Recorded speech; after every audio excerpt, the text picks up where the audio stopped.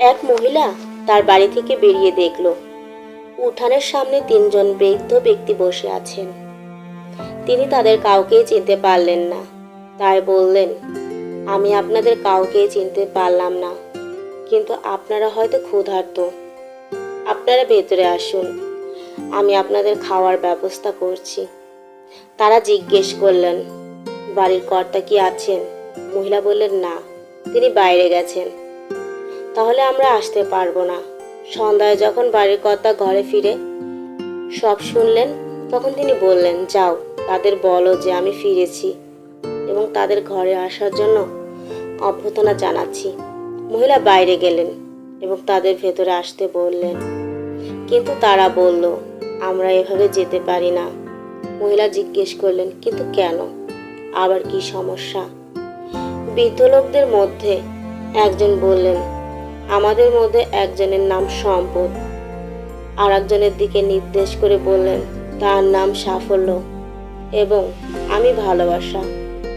এখন আপনি ভেতরে গিয়ে সিদ্ধান্ত নিন, আমাদের কাকে আপনি ভেতরে ঢুকতে দেবেন। মহিলা যখন ভেতরে গিয়ে সব খুলে বললেন, তখন তার স্বামী অত্যন্ত খুশি হয়ে গেলেন এবং বললেন, অসাধারণ, চলো আমরা সম্পদকে ডাকি, তাহলে আমরা ধনী হয়ে যাব। তার স্ত্রী এতে সম্মতি দিলেন না। না, আমার মনে হয় আমাদের সাফল্যকে ডাকা উচিত। তাদের মেয়ে ঘরের অন্য প্রান্তে বসে সব শুনছিল।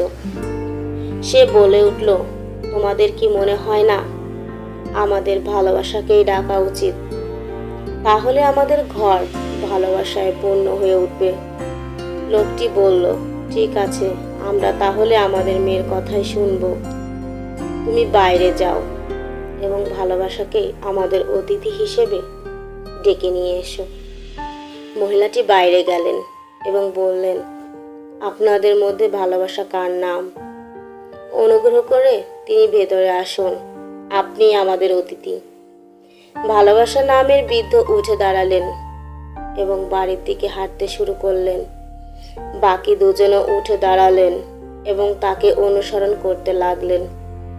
মহিলাটি এতে ভীষণ অবাক হয়ে গেলেন এবং বললেন, আমি তো শুধু ভালোবাসা নামের বৃদ্ধকে ভেতরে আসার আমন্ত্রণ জানিয়েছি, আপনাদেরকে তার সাথে আসতে বলিনি।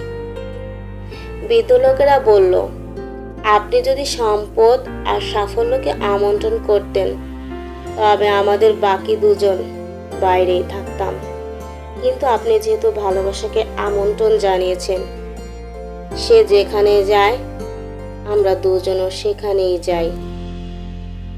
যেখানেই ভালোবাসা থাকে সেখানেই সম্পদ ও সাফল্যও থাকে।